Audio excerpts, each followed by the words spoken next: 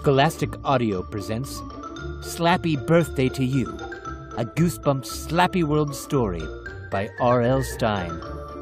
Read by Lucian Dodge, with Joe Freya as Slappy. Slappy here, everyone! Welcome to my world! Yes, it's Slappy World! You're only screaming in it. Listeners, beware. Don't call me a dummy. I'm so wonderful, I wish I could kiss myself. But hey, I might get splinters. I'm so great, I give myself goosebumps. Do you know the only thing in the world that's almost as handsome as my face?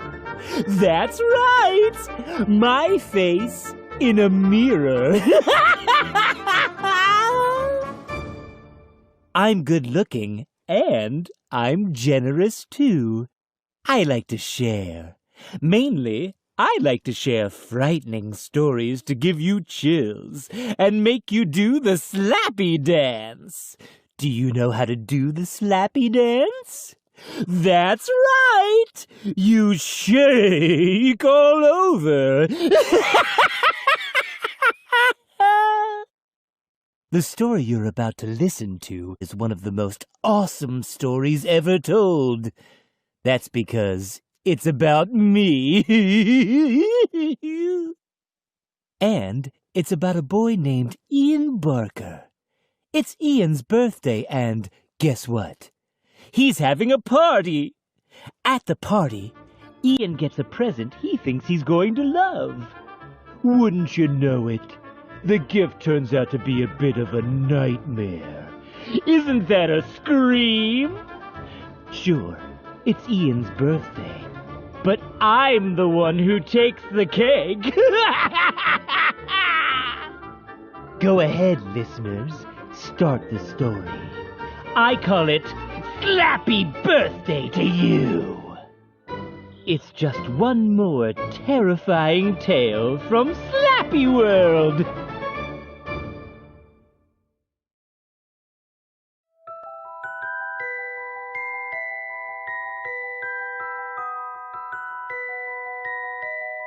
Chapter 1. On Ian Barker's 12th birthday, he received a gift that brought pain and terror to him and his entire family. But let's not get ahead of ourselves. Let's try to enjoy Ian's birthday for as long as we can. Just keep in mind that it was not the birthday Ian had hoped for. In fact, it quickly became a day he would have given anything to forget. Ian came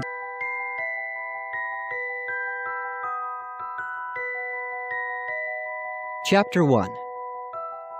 On Ian Barker's 12th birthday, he received a gift that brought pain and terror to him and his entire family.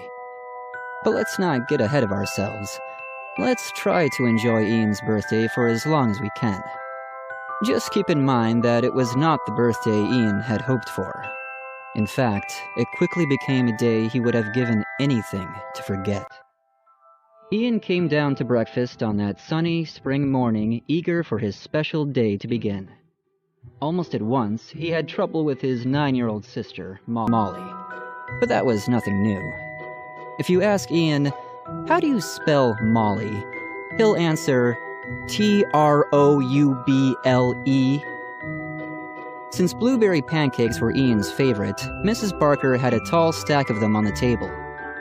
Ian and Molly ate peacefully for a while. Molly liked her pancakes drowned in maple syrup, and she used up most of the syrup before Ian had a chance. But Ian didn't complain. He was determined to be cheerful on his birthday. But then they came down to the last pancake on the platter. When they both stabbed a fork into it, that's when the T-R-O-U-B-L-E began. "Mine," Ian said. "You've already had 6. But I saw it first," Molly insisted. She kept her fork poking into her side of the pancake. "It's my birthday," Ian reminded her. "I should get what I want today." You always think you should get what you want, Molly declared. Molly has wavy red hair and blue eyes, and when she gets into an argument about pancakes, or anything else, her pale, lightly freckled cheeks turn bright pink. Their mom turned from the kitchen counter. She had been arranging cupcakes on a tray for Ian's birthday party. Fighting again? We're not fighting, Molly said. We're disputing? Ooh, big word, Ian said, rolling his eyes. I'm so totally impressed. They both kept their forks in the last remaining pancake. You're a jerk, Molly said. I know you know that word. Don't call Ian names on his birthday, Mrs. Barker said. Wait till tomorrow. She had a good sense of humor. Sometimes the kids appreciated it, sometimes they didn't. Why don't you split the pancake in two? She suggested. Good idea, Ian said. He used his fork to divide the pancake into 2 pieces. No fair, Molly cried. Your half is twice as big as mine. Ian laughed and gobbled up his half before Molly could do anything about it. Molly frowned at her brother. Don't you know how to eat, slob? You have syrup on your chin. Ian raised the syrup bottle. How would you like it in your hair? Mrs. Barker turned away from the cupcakes and stepped up to the table. Stop, she said. Breakfast is over. She took the syrup bottle from Ian's hand. You're 12 now. You really have to stop all the fighting. But, Ian started. She squeezed Ian's shoulder. Your cousins are coming for your party. I want you to be extra nice to them and don't pick fights the way you always do. Ian groaned. Vinny and Johnny, they always start it. Ian always starts it, Molly chimed in. Shut up, Ian cried. Just listen to me, Mrs. Barker pleaded. I want you to be nice to your cousins. You know their parents have been going through a tough time. Uncle Donnie is still out of work and Aunt Marie is getting over that operation. Could I have a cupcake now? Molly asked. Ian slapped the table. If she has one, I want one too. Have you heard a word I said? Their mom demanded. I swear I won't start any fights with Johnny and Vinny, Ian said. He raised his right hand as if swearing an oath. Then he stood up from his seat and started toward the cupcake tray. Hands off, Mrs. Barker said. Go get your dad, Ian. Tell him the guests will be arriving soon. Where is he? Ian asked. In his workshop, his mom answered. Where else? Where else? Molly mimicked. Ian walked down the back hall to the door to the basement. He thought about Johnny and Vinny. Johnny and Vinny lived just a few blocks away. Johnny was 12 and Vinny was 11, but they looked like twins. They were both big bruisers, tough guys, big for their age, loud and grabby with pudgy, round heads, short-cropped blonde hair, and upturned pig noses. At least, that's how Ian described them. The kind of guys who were always bumping up against people and each other, always giggling, always grinning about something mean. Mean guys. They're just jealous of you. That's what Mrs. Barker always told Ian. They're your only cousins, so you have to be nice to them. Ian opened the basement door and went down the stairs 2 at a time. The air grew warmer as he reached the basement, and it smelled of glue. Under bright white ceiling lights, his father stood hunched over his long work table. He turned as Ian approached. Oh, hi, Ian. Hey, Dad, Ian started. Mom says, Here's a birthday surprise for you, Mr. Barker said. He reached both hands to his face, plucked out his eyes, and held them up to Ian. Chapter 2. Ian groaned. Dad, you've been doing that joke since I was 2. It just isn't funny anymore. Mr. Barker tossed the eyeballs in the air and caught them. You love it, he said. He set down the eyes and picked up a tiny arm and leg from the table. You'd give an arm and a leg to do the eye joke as well as I do. Ian laughed. He gazed at the pile of arms and legs and other body parts on the long work table. Broken dolls were piled at the other end. Doll heads stared wide-eyed at Ian as he surveyed his dad's work area. Dolls stared down from shelves along two walls. Headless dolls, dolls with eyes or arms or legs missing. A bucket beside the work table was filled to the brim with yellow, red, and brown doll hair. There were shelves of dresses and pants and shirts and all kinds of new and old-fashioned doll clothing. Ian's dad had started his doll hospital before Ian was born. He spent most every day down here, repairing the broken dolls, replacing missing parts, painting fresh faces, making old dolls look new. Then he carefully wrapped them and sent them back to their owners. He picked up a slender paintbrush and began dabbing pale pink paint on a doll head's gray cheeks. "This is a vintage Madame Alexander doll," he told Ian. "It's quite valuable, and when I received it, the face was completely rubbed off, so I—" A hard knock on a door upstairs made him stop. Someone pounded the door 4 times, then 4 more. "That's the front door," Mr. Barker said. "It must be your cousins. Go let them in." He squinted at the doll face and applied some more dabs with his paintbrush. "I'll be there in a few seconds." Ian trotted up the stairs, then hurried down the hall toward the front door. He heard 4 more hard knocks. I'm coming," he muttered. Ian pulled open the front door and let out a startled shriek as Johnny landed a hard-fisted punch in the middle of his face.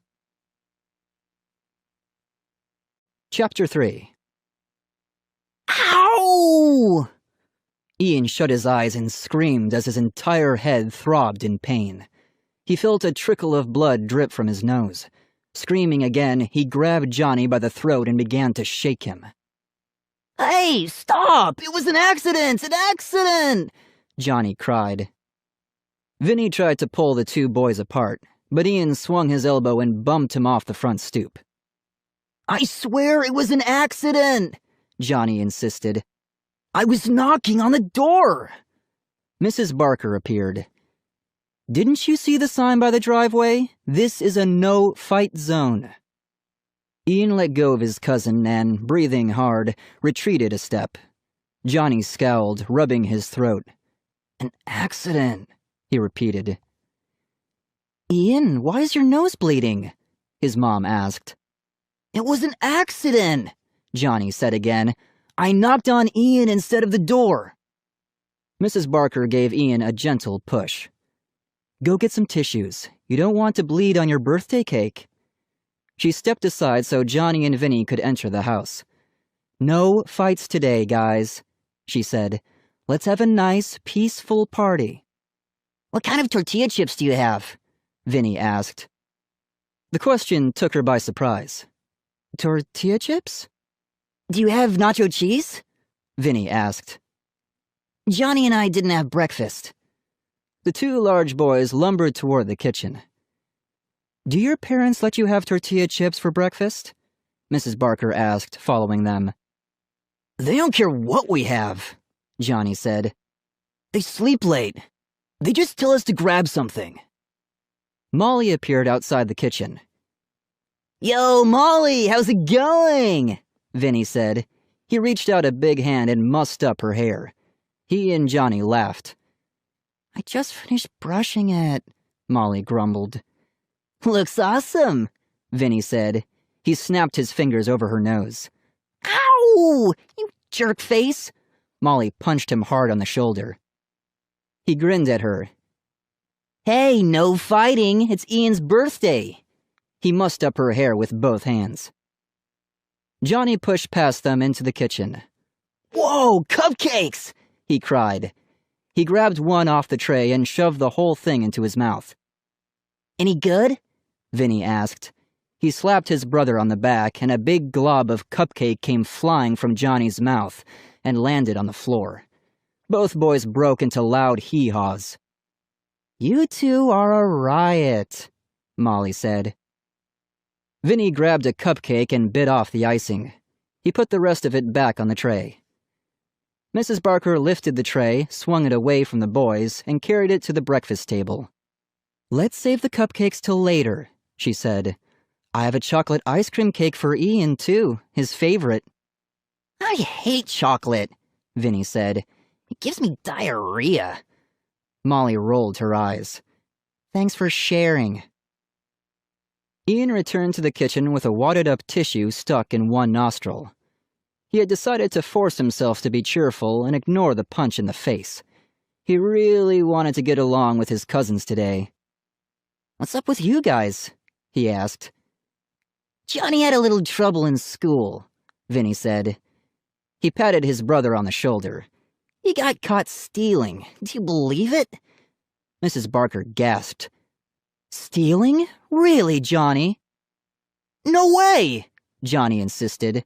"I didn't steal that girl's iPad. I borrowed it. I guess she didn't hear me ask." Mrs. Barker narrowed her eyes at Vinny. "Vinny, that's serious. Why are you grinning like that?" Vinny shrugged. "Just grinning. You know, it's kind of funny." "No, it isn't," Mrs. Barker said. She turned to Johnny. "So what happened?" "No big whoop," Johnny replied. He avoided her eyes. "I returned it and everything was okay." He gave Vinny a hard shove. "Do we really have to talk about it?" Vinny raised both hands in surrender. Okay, I was just saying." Johnny started opening cabinet doors. "Where are the tortilla chips, Aunt Hannah?" "I thought I'd save them for lunch," she answered. "Why don't the three of you go play video games while I get things ready?" Johnny grabbed another cupcake and jammed it into his mouth. "I don't want to play with them," Molly said. "They cheat." "We don't cheat, you just stink at it," Vinny said. "Vinny, that's not a good thing to say," Mrs. Barker scolded. "I could beat you if you didn't cheat," Molly declared. Vinny snapped his fingers over her nose. "Ow!" Mrs. Barker sighed. "Molly, stay with me and help me get the sandwiches ready. You three, get out of here. Go play with the PlayStation upstairs." Ian pulled the tissue from his nose. "Mom, is my nose swollen?" he asked. "A little, maybe." "It was an accident, really," Johnny said. He turned and the two cousins followed Ian out of the kitchen. "I seriously hate them," Molly said when they had disappeared upstairs. She rubbed her sore nose. "Yes, they're difficult," her mom agreed. "But as I said before, they have a pretty tough life. They're your only cousins, so—" I know, Molly said, rolling her eyes. "So we have to be nice to them. But why do they have to be such animals?" Mrs. Barker didn't reply. She started to pull food from the fridge. Molly found the hamburger rolls and began to spread them on a platter. The house was quiet for at least 5 minutes. Then, Molly and her mom heard a loud shriek, shouts, hard thuds and thumps on the ceiling above their heads. One heavy thud shook the ceiling light. More angry shouts. "What's happening up there?" Molly cried. She and her mom went running to the stairs. Chapter 4. The screams grew louder as they raced to Ian's room. "What's going on?" Mrs. Barker shouted. Mr. Barker had run up from the basement. He was standing in the bedroom doorway. "A wrestling match," he reported, shaking his head. "Johnny and Vinny are playing keep-away with a controller." "Well, don't just stand there, George. Stop them!" Mrs. Barker cried. "Hey, guys, come on! No fighting, no fighting!" Johnny sat on top of Ian, crushing Ian's chest under his bulk. Vinny waved the PlayStation controller in one hand. Ian swiped at it, missed.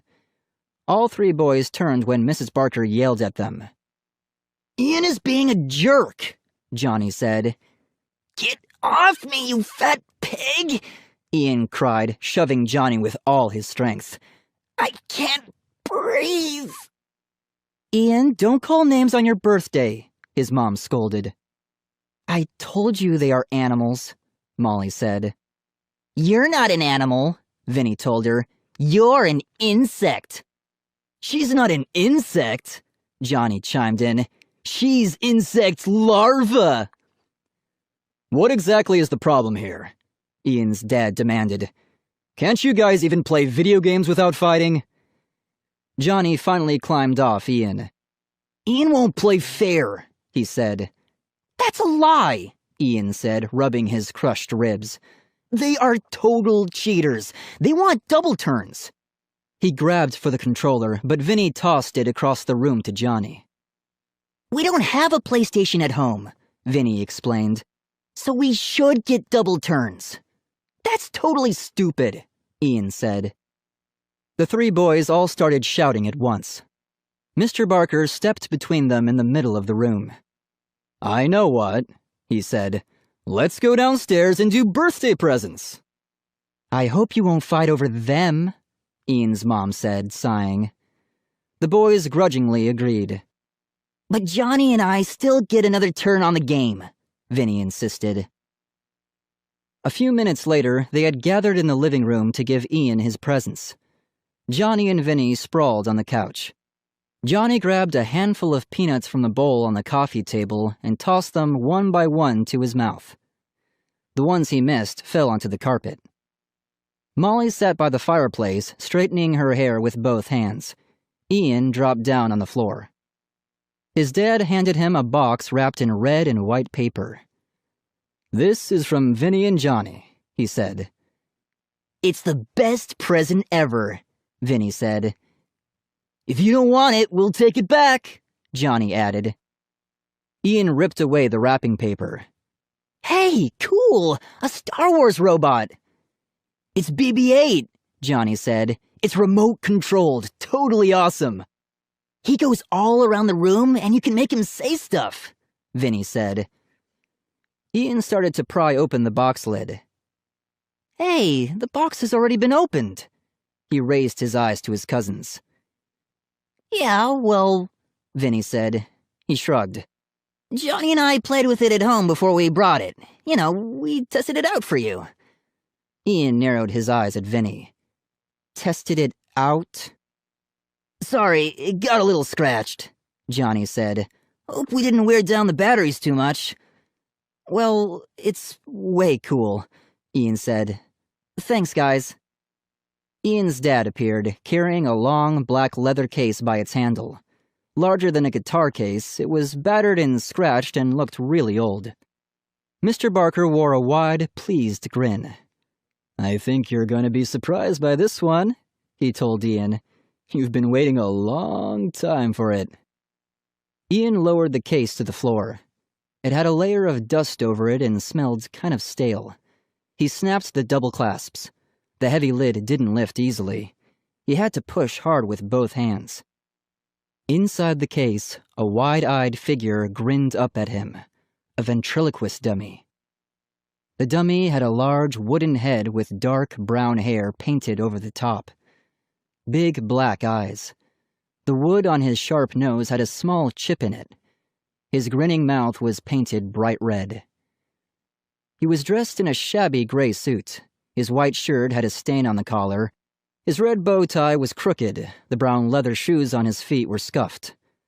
Wow! Ian exclaimed. Wow! A real dummy! Dad, you know I've been wanting one for years! Ian's parents both grinned happily. Wow, this dude is kind of ugly, Ian said. I mean, he looks like a bad boy. His face is almost evil. Mr. Barker reached down and helped Ian lift the dummy from the case. His name is Slappy. There's an interesting story that goes with this dummy, he said. Chapter 5. Ian held the dummy in his lap. Johnny leapt off the couch, bumping the peanut bowl off the table, and made a grab for it. Can I try him? No way! Ian swung the dummy out of Johnny's reach. Shut up and let my dad tell the story. Johnny muttered something and slumped back to the couch. He and his brother exchanged shoulder punches. Vinny grabbed some peanuts off the floor and shoved them into his mouth. "What's the story, Dad?" Ian asked. Mr. Barker reached down and turned the dummy's head from side to side. "Well, someone sent Slappy to me for repair," he said. "His eyes were broken, and his head was coming loose, and his jacket was shredded in back." "So he's a used dummy?" Molly asked. "Oh, I think he's had a lot of owners," her dad replied. "Slappy is older than he looks." "If someone sent him to you to be fixed, why did you keep him?" Ian asked. "That's the strange thing," Mr. Barker replied. "The owner didn't send a return address." "Weird," Ian muttered, shifting the dummy to his other leg. "This is a valuable dummy," his dad said. "I thought the owner just forgot to tell me where to send it back. So I repaired Slappy, fixed him up as best I could, and I put him in the closet and waited. I waited a year, hoping to hear from the owner, but no." "They didn't write to you?" Ian asked. His dad shook his head. Vinny laughed. "Maybe they didn't want him back. Maybe because he's so ugly," Johnny added. Mr. Barker scratched his head. "Beats me," he said. "Anyway, he's all yours, Ian. Now you can practice making him talk without moving your lips, and you can work up a good comedy act with him." "Hey, thanks, Dad," Ian said. "Check out his eyes. I like the way they stare at you. They're so real." Johnny jumped off the couch again, dove forward, and grabbed Slappy's arm. "Come on, let me have a turn." "Give me a break," Ian said. "I haven't even had a turn yet. Let go, Johnny." "I just want to try him," Johnny insisted. "For a few seconds. Come on, you jerk." "Everybody stop calling names," Mrs. Barker snapped. "I'm serious." Johnny pulled the dummy's arm hard. Ian held Slappy tight around the waist. They had a short tug of war till Mr. Barker stepped up to them. "Let go, Johnny," he said. "You're going to wreck him, and I just got him fixed up." "Not fair," Johnny insisted. "Just give Ian a chance," Mr. Barker insisted. "He'll give you a turn later, won't you, Ian?" "No," Ian said. Johnny clenched his hands into fists and stomped back to the couch. He grabbed some peanuts from the floor and began tossing them one by one at Ian. Ian ignored him. He raised the dummy higher on his lap and placed a hand on its back. "How does it work, Dad?" he asked. "How do you move his mouth? Does your hand go inside here?" Ian pointed to an opening in the dummy's back. Mr. Barker nodded. Ian pushed his hands into the opening, and Slappy screamed. "Stop that, you fool! I'm ticklish!" Chapter 6. Johnny and Vinny both cried out. Molly gasped and squeezed her hands to her face. Mrs. Barker's eyes went wide with surprise. Ian laughed. "That was me, not the dummy. Did you really think the dummy screamed? I must be a pretty good ventriloquist." Mr. Barker patted Ian on the shoulder. "Very good. That was funny. You have to find a good personality for Slappy." "Make him mean," Molly suggested. "He has that mean grin on his face. Seriously." "I hate your grin too, worm lips," the dummy cried in a high, shrill voice. Molly growled and punched Ian in the back. "Hey, you said to make him mean," Ian protested. Molly rolled her eyes. "You're the dummy, Ian." "Hold on, I have a present for you too, Molly," Mr. Barker said. "I always give you a present on Ian's birthday, don't I? So you won't feel left out?" "Where's my present?" Vinny grumbled. Mr. Barker disappeared for a few minutes, then returned carrying a long box wrapped in silvery paper. He handed it to Molly, who ripped the paper off immediately. She pulled a tall, old-fashioned-looking doll from the box. The doll had red hair and a pretty pink face. She was dressed in a long blue ball gown under a flowing red cape. "Oh, wow! She's beautiful!" It's a very old Patsy doll, her dad said. These dolls were popular in the 1930s. Perfect for your collection, I thought. Oh, thanks, Dad, Molly said. I love her. What should I name her? How about Dumbo like you? Johnny suggested. He and his brother hee-hawed and bumped knuckles. I'm going to name her Abigail, Molly said. Abigail, I like it. That's a good old-fashioned name, Mrs. Barker said. Great presents, Ian said. He stood up, holding Slappy around the waist. Food time, Vinny chanted. He and his brother jumped up from the couch. The floor was littered with peanuts. They stepped right over them. Vinny grabbed Slappy. My turn, he said. He grabs the wooden hand and tugged. Ian tried to swing the dummy away.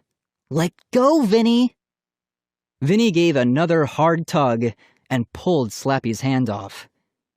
You lame brain! Ian screamed. Gaping at the dummy hand he held, Vinny backed away. It was an accident. You saw it. It was an accident. You're going to be in an accident, Slappy cried. Your face is going to crash into my fist! Vinny growled and made a move toward Ian. I didn't say it. The dummy said it, Ian exclaimed. Everyone laughed. How ridiculous. Slappy here, boys and ghouls. You have to hand it to Vinny. He sure knows how to ruin a birthday party. Vinny and Johnny are the kind of cousins you want to have. They're the kind of cousins you want to have 1,000 miles away. Of course, I can understand the boys fighting over me. If I weren't me, I'd fight over me too. I'm delightful. I'm de-lovely. I'm de-slappy. I didn't like it when Molly said I looked mean. It just isn't true. I don't have a mean bone in my body. That's because I don't have any bones in my body. But listen to me, listeners. I'm a nice guy. If you don't believe me, I'll punch you in the face. Anyway, I think Ian and I are going to be good friends. He waited a long time to get me. Actually, he waited 3 years. But I'm worth the wait. He first got interested in ventriloquist dolls on his 9th birthday. Let's go back in time. Let's go back to Ian's birthday 3 years ago. And you'll see how it happened. Chapter 7. Where are we going, Dad? Ian asked. Mr. Barker held the car door open. Just get in, he said. It's a birthday surprise. How could it be a surprise if I told you? Ian slid into the passenger seat and started to fasten the seatbelt. He grinned at his dad. I already guessed it. We're going to the video game tournament in Charleston. Wrong. Mr. Barker backed the car down the driveway and headed toward the highway. SeaWorld? Ian guessed. We did that last year, remember? Molly made faces at the sharks? Not SeaWorld, Ian's dad said. Not any place you've been before. You want an adventure, right? You told me you wanted adventure. It was a bright spring morning. Sunlight danced over the windshield. The trees along the road shimmered with fresh green leaves. Come on, Dad, tell me, Ian insisted. It's my birthday, and you know I hate suspense. Mr. Barker chuckled. You love suspense. What about all those scary books you read, and the frightening movies you watch, and the weird PlayStation games you play? Ian rolled his eyes. Dad. Okay, Mr. Barker said. He slowed for a stoplight. I'm taking you to a doll museum. Huh? Ian's mouth dropped open. You're joking, right? Like I'm really into dolls. Trust me, Ian, this isn't like all the other antique doll places I visit. Ian fiddled with the seatbelt. Let me out now. Very funny. Just sit back and relax, his dad said. Would I take you to a place you'd hate? Ian growled under his breath. Where is it anyway?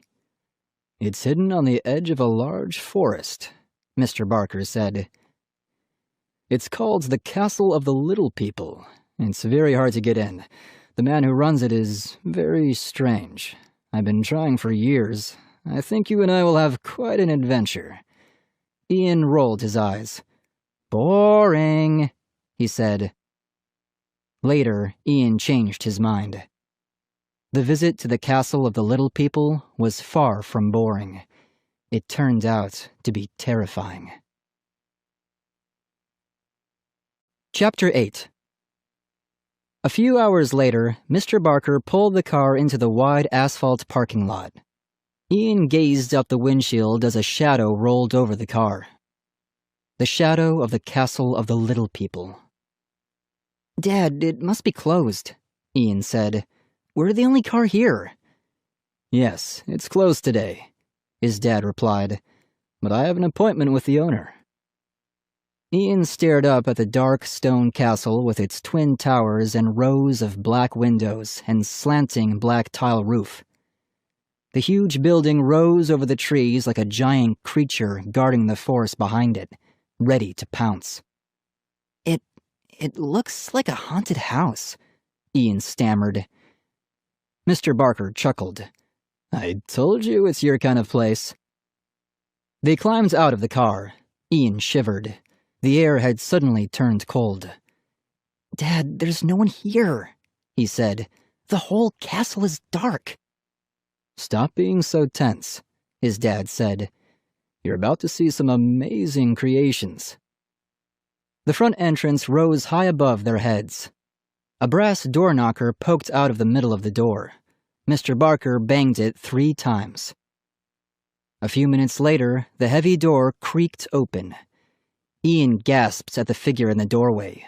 A giant doll. No. It took him a few seconds to realize he was staring at a tall man wearing a mask. A rubber baby doll mask. It had curly blonde hair at the top, rosy pink cheeks, and bright red lips and a pouty smile. The masked man stepped forward. He was dressed in black and had a long black cape draped over his shoulders. Behind the mask, his eyes were a silvery gray. Like metal, Ian thought. Welcome to my castle, he said in a soft, whispery voice. I am Dr. Klausman. Thank you for seeing us when the museum is closed, Mr. Barker said. This is my son, Ian. A doll mask nodded up and down. Please come in. And please pardon the mask. I'm afraid my face is unpleasant to look at. Actually, it gives people nightmares. I don't show my face to children. Ian stared hard at the mask. He tried to imagine what Dr. Klausman's face looked like. How ugly could it be? Could it really give nightmares? Or was the castle owner joking, trying to make himself mysterious? Ian and his dad followed the masked man into the large front entryway. It was dimly lit by flickering torches on the wall. 2 hallways led in different directions. Each was guarded by a silvery suit of armor carrying a battle axe. Ian shivered. The air inside the castle was colder than the air outside. He heard a chittering, squeaky sound in the distance. Bats? Dr. Klausman led them to the hallway on the left. All the way down the hall, Ian could see glass display cases on both walls. They were brightly lit and appeared to be filled with dolls. Dolls posed in different scenes. Dolls wearing safari clothes in a jungle scene. Dolls in sailor suits on board a ship. Dolls in ball gowns in a fancy ballroom. The displays glowed, making the hall as bright as day. The dolls stood alone or in groups of 3 and 4, eyes wide and smiles bright. Because of my ugliness, I have surrounded myself with beauty, Dr. Klausman said. He adjusted the baby doll mask over his face as he led them slowly from display to display. I've never seen some of these dolls, Mr. Barker said. They must be very rare and very valuable. I hope you have not come to buy any dolls from me, Dr. Klausman said, his voice muffled behind the mask. These dolls are my family. I cannot sell my family. Ian and I are happy just to see them, Mr. Barker said. They turned a corner. The dolls along this corridor were older. Some of these are 300 years old, Dr. Klausman explained. And all in perfect condition, Mr. Barker added. Better than perfect, Dr. Klausman said. I've brought them to life. What does he mean by that? Ian wondered. He stifled a yawn. A bunch of old dolls, big whoop. Dad should have brought Molly here, he thought. 6-year-old Molly had already started her own doll collection. Dr. Klausman stopped. He leaned over Ian, the silvery eyes peering out from behind the baby doll face. Ian, I can read your mind, he said in his whispery voice. Huh? Ian's heart started to pound. He didn't know what to say. This tall man towering over him, staring at him with that rosy baby face and those weird eyes. How long do we have to stay here? He thought. And then he hoped Dr. Klausman couldn't really read his mind. Follow me, Dr. Klausman said, motioning them down another long hall. I have something I know Ian will find fascinating.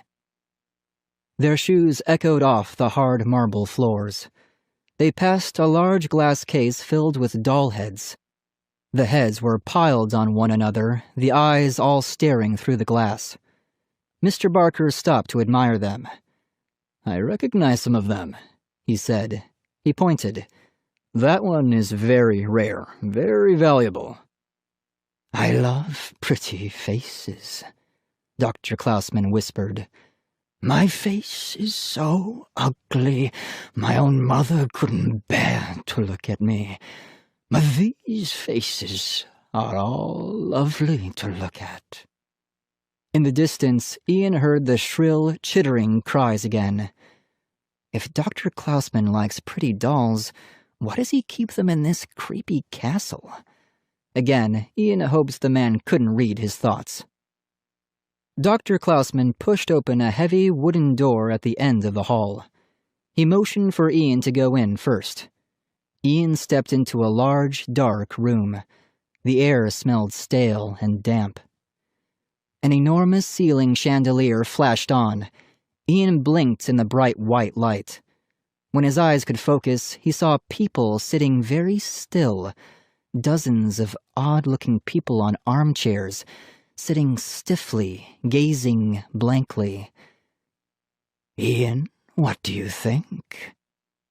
Ian felt Dr. Klausman's hand on his shoulder.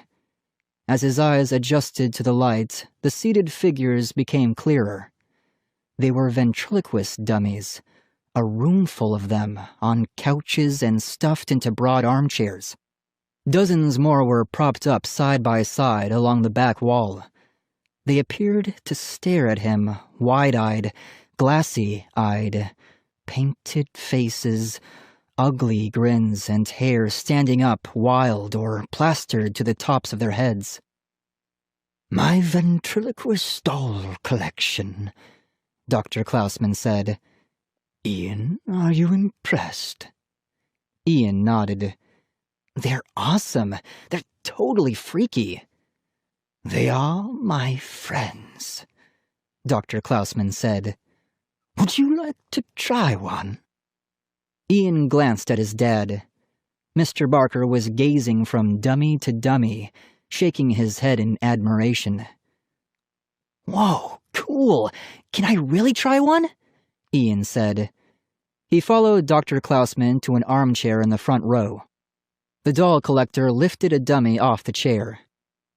The dummy had black hair painted on its head.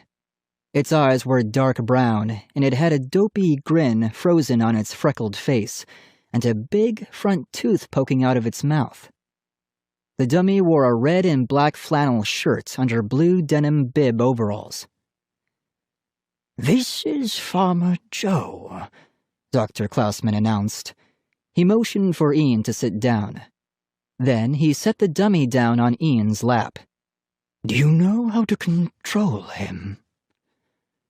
He didn't wait for Ian's answer. He pushed Ian's hands into the opening in the dummy's back. Ian fumbled till he found the controls.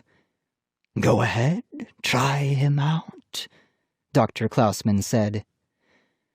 "Try to make him talk without moving your lips." Ian made the dummy's mouth move up and down. "This is way cool," he said. "Ian has always liked puppets," Mr. Barker said.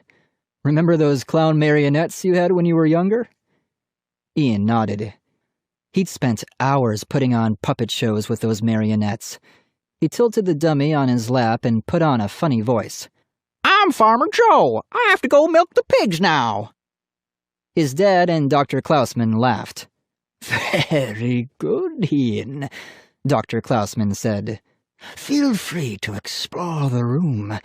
Try any dummy you'd like." He turned back to Mr. Barker. "Let me show you a few interesting things." Ian practiced moving Farmer Joe's mouth up and down. He moved his fingers until he found the control for the dummy's eyes. After a few tries, he could get the eyes to blink. "I'm Farmer Joe," he said, keeping his teeth together, trying not to move his lips. "Who are you staring at? Are you staring at me just because I need dental work?" He practiced working with the dummy for a few minutes. Then he placed it back on its chair and tried another one. This dummy was very dressed up in a tuxedo, white shirt and bow tie. It had a black top hat on its head. Its shoes were shiny black leather. "I'm Mr. Fancy Pants," Ian gave him a deep, throaty voice. "I like to smoke cigars, but lighting a cigar is very dangerous since I have a wooden head." Ian laughed, cracking himself up. "These dummies are more fun than marionettes," he told himself. "You can really make them come to life." Next, he tried a dummy with blonde braids and big blue eyes. He named her Molly, after his sister, and he gave her a shrill, whiny voice. Ian gazed around the room. The dummies, dozens of them, all different, stared straight ahead. "Totally cool," he murmured. He turned back to the front of the room. "Hey, Dad, look at this one!" He bounced Molly the dummy on his lap. Silence. No reply. "Hey, Dad?" Ian stood up and looked around the big room. "Dad, where are you?" He set the dummy down and took a few steps toward the door. He suddenly felt tense. His throat tightened. His hands were cold. "Dad, did you leave? You didn't say you were leaving, Dad." He knew he shouldn't be afraid, but he couldn't help it. The dummies had been fun to try, but he didn't really want to be left alone in this room with so many of them. "Dad? Hey, Dad?" he called, his voice trembling. He took a few more steps toward the door. Then he sensed something moving. He turned back in time to see the dummies move their heads. All of them, all around the room. The dummies all tilted back their heads, opened their mouths, and began to laugh. Chapter 9. Ian gasped, staring in disbelief at the dozens of cackling dummies.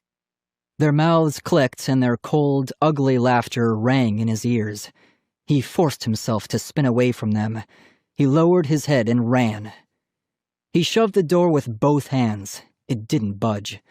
Frantically, he pulled and pulled, and it finally creaked open. Ian ducked into the dimly lit hall. He was standing at the very end. Squinting into the gray light, he called for his dad. "Where are you? Can you hear me?" His voice echoed off the stone walls. Silence. No reply. "Dad, where are you?" The only sounds were his ringing voice and the thuds of his pounding heartbeats. He forced his legs to move and began to trot down the middle of the hall. This long corridor had no doors or windows, no brightly lit displays. He ran past solid gray walls. He felt as if he were running through an endless tunnel. Ian stopped when the hallway turned. He found himself in another long corridor, this one lined with doll displays. "Dad, are you down here?" The dolls stared out at him from their glass cases. A weird forest scene was jammed with dolls with bare faces. They wore suits and dresses and stood on 2 feet, but their faces were furry, with long, bare snouts. The next case showed angels with filmy wings and halos over their heads, flying in a cloudless sky. "Dad, hey, can you hear me?" Ian's side hurt from running. He slowed to a walk as he made his way down this hall. It turned into another. He stopped. Maybe I should go back. Maybe I should wait for Dad in the room with the ventriloquist dummies. He might be back there now, expecting to find me there. But Ian realized he was completely turned around. He stood in the middle of this new hall, gazing one way, then the other. Which way? Which way? He started walking again, and stopped at the end of the hall. Ian peered into a brightly lit glass office. A young woman sat at a desk, typing on a laptop. Ian saw posters of antique dolls on the wall behind her. A large brown teddy bear was propped up in a folding chair beside her desk. She had short brown hair and was dressed in a dark blouse and jeans. She looked up and saw Ian staring in at her, and her mouth opened in surprise. He stepped into her doorway. "Can I help you?" she asked, her face still tight with alarm. "We're closed today." "I know," Ian said. I'm looking for my dad." The young woman squinted at him. "Your dad?" "Dr. Klausman was showing us around," Ian explained, "and we got separated." She studied him for a moment. "I'm sorry. Please repeat. Who was showing you around?" "Dr. Klausman," Ian said. The woman frowned at him. "I'm sorry," she said. "There's no one named Dr. Klausman who works here." Chapter